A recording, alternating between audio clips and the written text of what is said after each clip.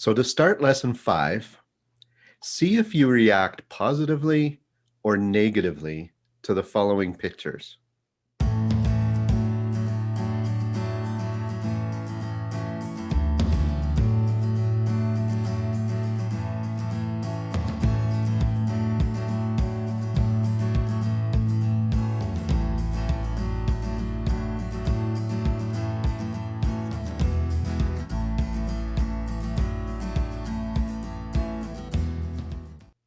So why do some people react negatively to change?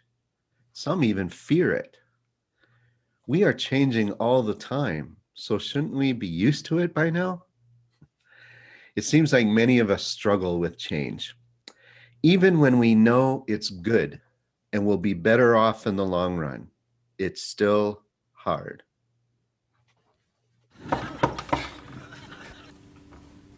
Broder Ansgar?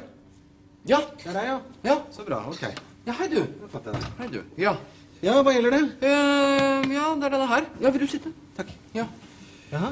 Ja, så jeg har ikke fått gjort noen ting hele formiddag, jeg. Ok, nei, jeg beklager at det tar tid. Altså, skjønner vi holder på å legge om til et helt nytt system, og da skal alle ha hjelp på en gang, vet du. Ja, så du kommer ikke inn i den, eller? Nei, den bare ligger der. Ok, har du forsøkt å åpne den? Jeg åpnet den, altså hvis det hadde vært så enkelt, så hadde jeg jo ikke tilkalt helpdesk, hadde jeg vel? Nei, det er Nei. sant. Nei. Vil du ha en kopp og en vann? Nei da, det skal være fort gjort. Det Ja. skal vi se. Du bare gjør der. Sånn. Ja. Da er du i gang. Ja, altså så langt kom jeg også. Ok. Ikke sant? Men så stoppet det opp, og så var jeg redd for at noe av teksten skulle forsvinne, så jeg turte ikke å gå videre. Åja, ok. Nei, men du skjønner at inni her så ligger det kanskje flere hundre sider med lagret tekst. Så for å komme videre så tar du tak i et ark på den måten her, og så liksom blar du over på neste side sånn. Da fortsetter teksten der. Jeg blar, altså.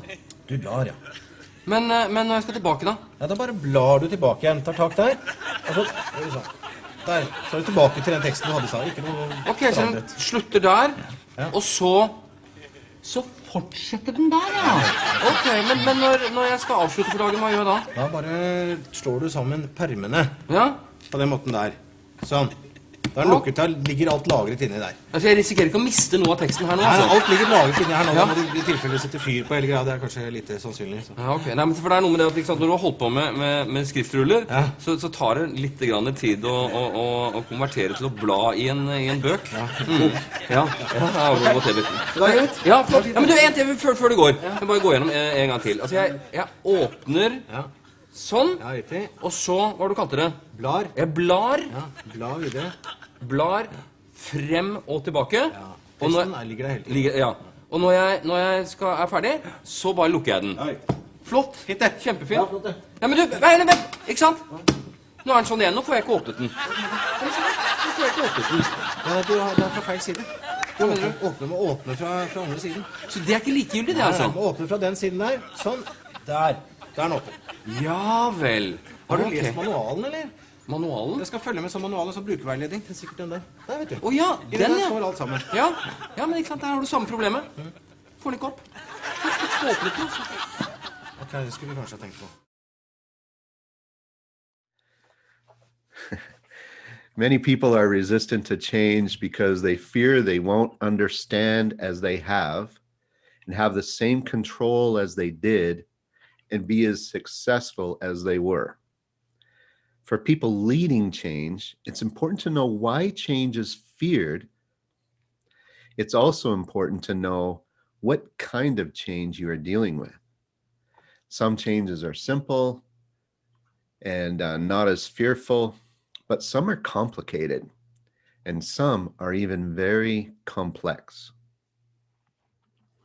So here is some pictures of different kinds of change. Some changes are like rockets, some are like children, and some are like cupcakes. One is quite simple, one is quite complicated, and one is outrageously complex. So which is which? Well, baking a cake is a simple one. You get a good recipe and the proper ingredients, and you can replicate that cake 1,000 times over. Even when we get something wrong or don't have an ingredient, we can play around with it and still make it happen. What's the worst thing that can happen? Well, you can dump it and start over. Some change is like that. But then there's complicated change, like getting a rocket to the moon. It's like brain surgery. It's very complicated. It's delicate. It's dangerous.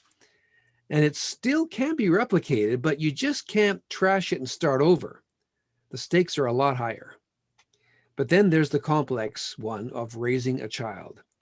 What makes it so complex and how it is different than others is that there's another will involved, another person.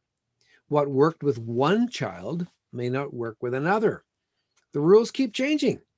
Lessons learned from one experience of parenting may not be transferable to the next one. And in this case, the stakes are very high. And yet one mistake doesn't guarantee disaster. The situation can be redeemed. There is healing, but you want to be careful. And so what happens here is that we can, as leaders, recognize that some things are just not as simple as we thought. And if we try to treat simple change as a complicated one or the opposite, people get frustrated about it. It's wasting of time. But it's really bad when there's a complex issue and we treat it offhanded as a simple one. Just do this and it'll fix it. And the fact is, it doesn't. In complex or complicated situations, there is a lot of moving parts and we have to give respect to the process. Because if we don't, people get hurt or our credibility as leaders really goes down. So here's some examples of what might be complex change, like changing the music in your church. It's not just a matter of getting rid of the organ and setting up the drum set. There's a lot more involved with that. Or how about changing your diet? That looks simple. We just decide not to eat certain things, but you know yourself that when you like something, it's hard to change that one. So there are not simple solutions to that. And then here's another one. How about just even changing the wall color?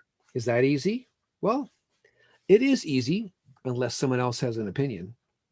So when it comes to changing and leading change, we need to really respect that the fact is whether we see a problem as simple does not mean that someone else thinks it's simple. And that's where we can get into some real conflict. Ending slavery. Slavery is bad. Everyone should just stop using slaves. So even though the change is good and wanted by everyone, that was not a simple change. William Wilberforce eventually changed the thinking of England and the world about slavery, but it took 15 years because of the resistance. Why the resistance? Well, a whole industry had formed around slavery, and there was a fear of losing a successful income. These are changes that must be made, but often it takes courageous leadership to make them. That's why we're talking about leading change. Most of us have been taught to manage change, but not lead it. Two brothers start a burger joint and face the typical problems of the industry: slow production, slow delivery, and costly cleanup. Problems every restaurant owner must manage. So the McDonald brothers start thinking of ways to increase productivity and start making some changes. They purchase some new equipment to help with better production. They changed the layout of the kitchen to speed up delivery. Almost instantly, the business accelerated. A few more changes and it keeps growing. They were the entrepreneurs who had the original courage and vision. They didn't just manage the status quo of what it was back then. They set actual new standards and they changed the industry. The story of McDonald's highlights a very important question when facing and leading change, and that is deciding exactly what needs to change. So that's why we had you read this book, Switch. So let's talk through this process. And as we do this, we want you to have in mind a real change that you're facing or you're considering. And ideally, we'd like you to think about a change in an organization, so it's a little more complex than just you deciding one thing.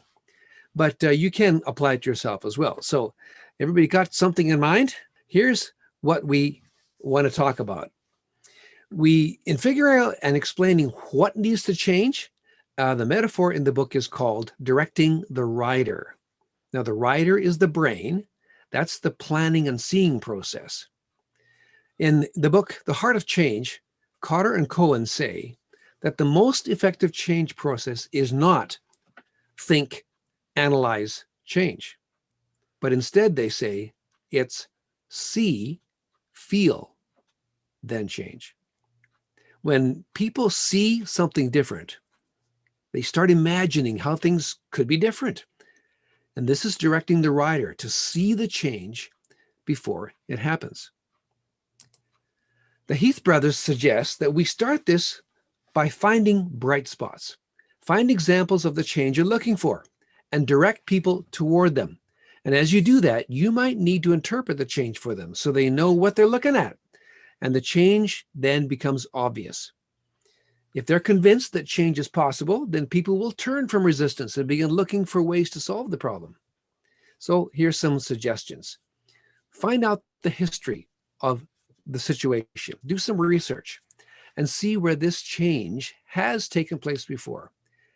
And then you can point out good things. Help people see the change in the same light you do.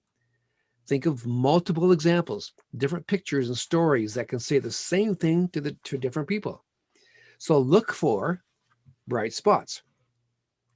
The second thing they suggest is to script the critical moves. That means lay out the action that is needed.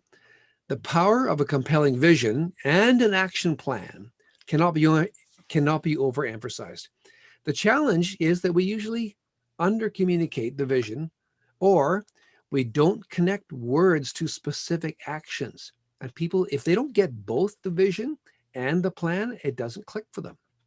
So you can start by selecting a few behaviors or actions.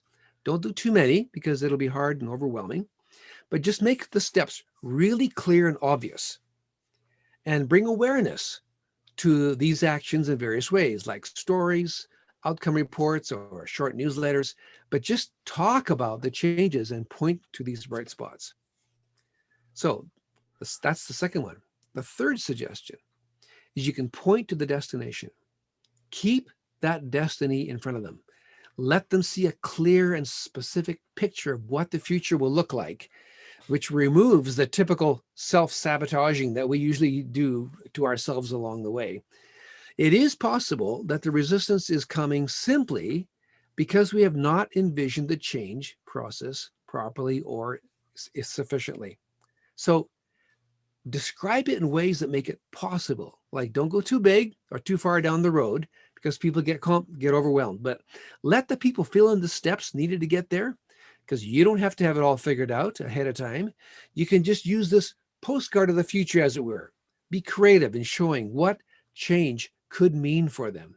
So this is a way that the Switch brothers suggest help us to know what to change and how to get it started.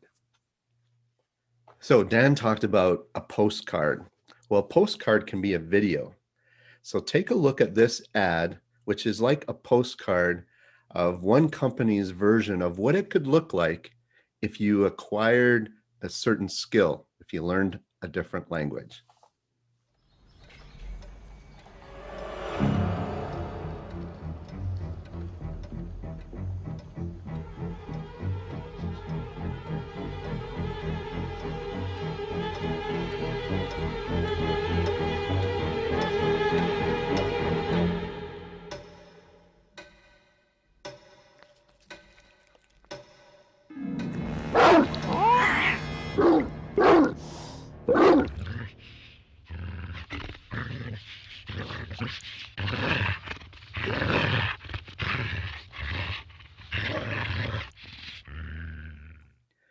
So, what exactly could improve your situation?